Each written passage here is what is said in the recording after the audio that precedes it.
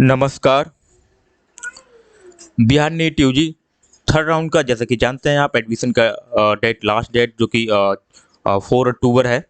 तो आज मैं इस वीडियो के माध्यम से आपको कुछ इम्पोर्टेंट जो डाउट हैं आपके वो मैं उस पर डिस्कस करूंगा। खासकर देखिए एक चॉइस फिलिंग का जो कि अभी मैंने वीडियो बनाया था कि चॉइस फिलिंग जो है कैसे होता है, तो उस पर डिस्कस करूंगा थोड़ा उसमें मेरा हल्का सा, क्योंकि उन्होंने जो बोला था कि हो सकता है जो आपका रैंक जो गलत हुआ था, रैंक वाला नहीं, जो आपका क्लोजिंग रैंक के हिसाब से भी आपको सीट अलॉट नहीं हुआ, जबकि क्लोजिंग रैंक में आपका रैंक शो कर रहा है फिर भी आपको सीट अलॉट नहीं हुआ। इस पर चर्चा करूंगा। साथ ही आपको जो कमेंट आए थे सर मुझे ये एड्रेस चाहिए, सर एड्रेस कैसे मिलेगा जिससे मेरी बात हो सके, या कोई ईमेल, ये डिटेल भी मैं आपको प्रोवाइड कराने वाला हूँ। तो वीडियो को लास्ट तक जरूर देखिएगा, ठीक है।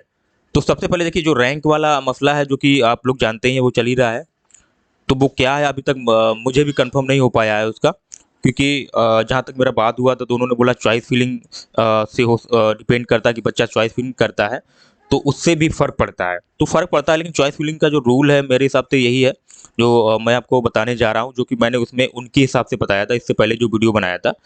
तो वो आप देखेंगे तो वो उनके हिसाब से बताया था, ठीक है। तो अब जो बताऊँ रूल तो यही है चॉइस फिलिंग का। मान के चलिए किसी का 200 नंबर है, कितना नंबर है 200 नंबर, किसी स्टूडेंट का 200 नंबर है। देखिए ध्यान से समझिएगा, उस वीडियो में थोड़ा हल्का फॉल्ट हुआ था, थोड़ा लैंग्वेज का गलत इस्तेमाल हुआ है, तो मैं चाह रहा हूँ इसमें क्लियर कर दूं। और किसी का 180 है, ठीक है, किसी का 200 है, किसी का 180 है। अब यहाँ पे अगर 200 वाले कैंडिडेट ने मान के चलिए पहले में क्या रखा है, कटिहार, ठीक है, और दूसरे में मधुबनी, और तीसरे में आरडीजीएम रखा है, ठीक है, 200 वाले ने।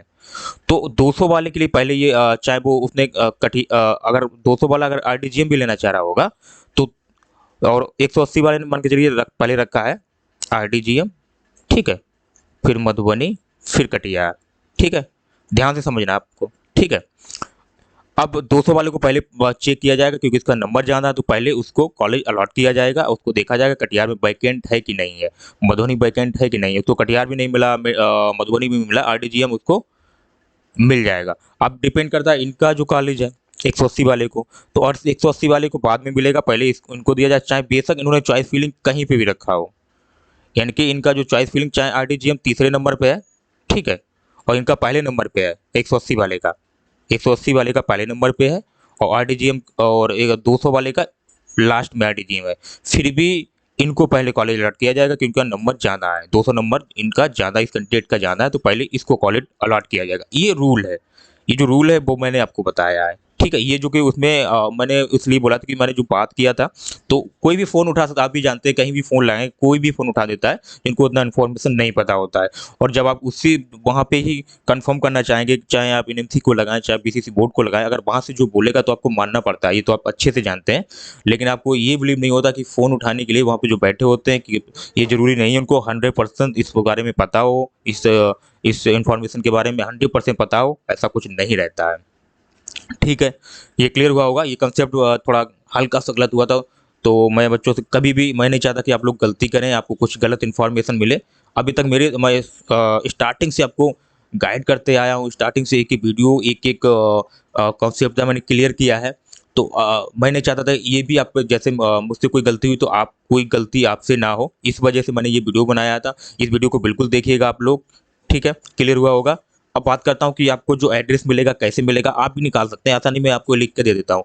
देखिए पहले तो आपको ईमेल आईडी यहाँ पे देखने को मिल जाती है, किसी भी नोटिस में आपको ईमेल आईडी यहाँ पे देखने को मिलेगी, कोई भी नोटिस उठा लीजिए उसमें ईमेल आईडी आपको यहाँ पे देखने को मिल जाएगी बीसीसी बोर्ड की।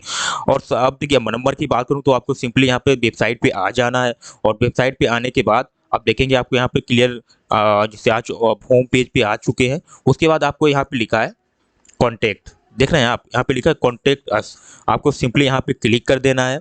और जैसे ही आप क्लिक करेंगे तो इस तरीके से आपको यहाँ का एड्रेस देखने को मिल जाएगा, जो कि आप यहाँ पे देख पा रहे हैं। यहाँ पे मोबाइल नंबर और बीसीसी बोर्ड का ईमेल आईडी आपको देखने को मिल जाएगा। यहाँ पे मोबाइल नंबर ईमेल आईडी दोनों लिखा हुआ है, और एड्रेस भी यहाँ पे देखने को मिल जाएगा। तो इस तरीके से आप ये एड्रेस जो कि मैंने बता दिया, आप लोग को लगता है कुछ गड़बड़ी या धांधली जो भी हुआ है तो आप लोग अपना कंफर्म कर सकते हैं, ऐसा कुछ आपको लगता है तो तो ये डिटेल कंप्लीट हुआ, ठीक है, एड्रेस हो गया आपका, और आपका जो चॉइस फिलिंग वाला रूल था वो भी मैंने बता दिया है। अब बात करता हूँ स्ट्रे वैकेंसी का। देखिए स्टे वैकेंसी, अब मैं आपको क्या बताऊँ, देखिए सबसे मेरा मकसद ये है वीडियो बनाने का, मैं आपको बता देता हूँ कि मुझे अभी तक ये नहीं समझ में आ रहा है कि कोई भी मैं रिकॉर्ड ही बताता हूँ। पिछली बार का अगर रिकॉर्ड देखा जाए तो सभी कॉलेज, बहुत सारे कॉलेज जहाँ पे मोप राउंड अच्छा खासा मतलब खाली रहा था, मतलब स्टे वैकेंसी गया था जब स्टे वैकेंसी ऑनलाइन भी नहीं था। इस बार स्टे वैकेंसी ऑनलाइन किया गया, फिर भी अब मैं एक अनुमान भी आपको नहीं बता सकता हूँ अगर देखा जाए, क्योंकि मैं अब पिछला रिकॉर्ड को ही देख के बता सकता हूँ। कोई भी अगर बताएगा तो वो अब सब रिकॉर्ड जो खराब हो चुका है, कोई भी रिकॉर्ड बताएंगे तो आप कहेंगे सर स्टे वैकेंसी में कितना सीट बच सकता है, ठीक है। तो एक मैं अनुमान हालांकि बता देता हूँ, स्टे वैकेंसी की अगर बात करूँ तो 8 कॉलेज अगर प्राइवेट हैं तो प्राइवेट में 8 कॉलेज हैं, तो 8 कॉलेज के हिसाब से अगर हम, वैसे तो मैं बहुत ज़्यादा ऐड करना चाहता था, मैं चाह रहा था कि इसमें कम से कम ये जो कोई किसी कॉलेज में 10, किसी कॉलेज में 5, किसी कॉलेज में 15 स्टे वैकेंसी मैं जो है बताने वाला था। लेकिन जो अब ये जो रिकॉर्ड आया है, जो थर्ड राउंड का आप देखेंगे अच्छे से आप लोग समझ रहे होंगे, मैं बताना नहीं चाहता उस टॉपिक पे। तो अब जो है अगर देखेंगे तो 8 कॉलेज में तो मुझे लगता है एक कॉलेज में 5 स्टे सीट जाएगा, बहुत ज़्यादा 5 जाएगा, जिसमें कटिहार में तो बचेगा ही नहीं। आप भी जानते होंगे जो अच्छे कॉलेज है। और मुझे लगता है अगर बचेगा तो फिर वही हुआ आरडीजीएम हुआ, ठीक है, श्री नारायण हुआ, मधुबनी हुआ, इनमें शायद स्टे वैकेंसी जा सकता है। बाकी तो बहुत मुश्किल लग रहा है मुझे स्टे वैकेंसी का भी।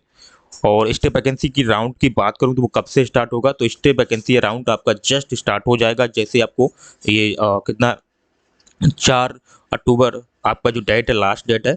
तो मुझे लगता है कि 5 को ही डेट आ जाना चाहिए, 5 या 6 को डेट कंफर्म हो जाएगा कि स्टे वैकेंसी, या तो आप 4 के बाद देखिए स्टे वैकेंसी, हालांकि पिछली बार रूल था कि जैसे सीट वैकेंट होगा उसके बाद आप तुरंत 4 के बाद 5 को आ जाइए, ठीक है, ये क्लियर था।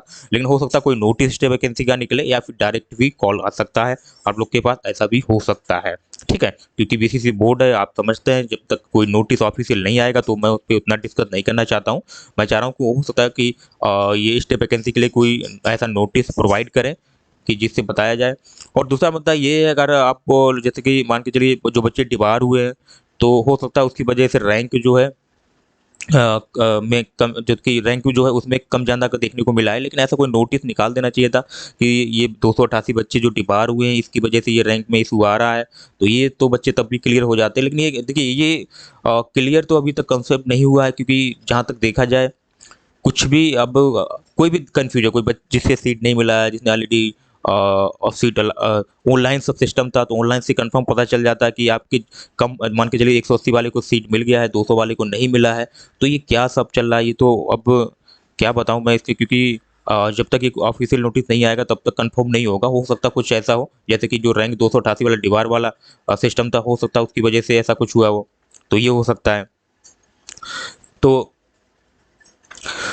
आप लोग तो आप लोग कुछ नहीं, आप लोग ये एड्रेस है, या तो आप जाके वहाँ कंफर्म कर लीजिए कि सर ऐसा क्यों है, अपना जो आपको मन में जो डाउट है वो अपना क्लियर कर लीजिए कि सर ऐसा क्या हुआ, तो वहाँ से क्लैरिफाई हो जाएगा कि क्या है ऐसा जिसकी वजह से ये जो आपको सीट अलॉट नहीं हुआ है। तो ये वहाँ से ही कंफर्म होगा। हाँ, ये क्योंकि हालांकि मेरे पास इसका हल तो नहीं मिल पा रहा है, और मेरे पास क्योंकि जो नोटिस ऑफिशियल आता है उसको मैं अच्छे से भी डिटेल में बता देता हूँ कि इन लोग को ऐसा ऐसा नोटिस आया है, आपको ऐसा करना है, ये सब गाइड फॉलो करना है। तो ये सब मुझको पता रहता है, लेकिन ये देखिए ये वहाँ इंटरनल इनका काम है, तो ऐसा क्या वहाँ पे हुआ है। तो इस पर आप जहाँ तक देखेंगे तो मैंने एड्रेस आपको निकाल दिया, जो आपने कमेंट किया था कि सर एड्रेस बता दीजिए हमको और मेल बता दीजिए, फाइनली आपको मैंने दिखा दिया है, और आपको कैसे निकालना है वो भी मैंने आपको बता दिया है। तो आशा करता हूँ ये वीडियो अच्छा लगा होगा, और चॉइस फिलिंग का आपको कंफर्म पता चला होगा कि चॉइस फिलिंग कैसे करना था। तो चॉइस फिलिंग का देखिए रूल ही वही रहता है, लेकिन आपको कोई अगर बोल देगा, मान के चलिए कोई बीसीसी बोर्ड से बोल दे कि चलिए चॉइस फिलिंग की वजह से ऐसा हुआ है, तो चॉइस फिलिंग में तो फिर लगता है कि ठीक है, हाँ वो बोल रहे हैं हो सकता है ऐसा हो। तो उस वीडियो में मैंने ये बोला था कि हो सकता है ऐसा हो, 2 रीजन रहा हो, और जो कि सीट वाला बताया था मैंने तो वो रीजन रहा हो। ठीक है, मिलते हैं नेक्स्ट वीडियो में, तब तक के लिए जय हिंद।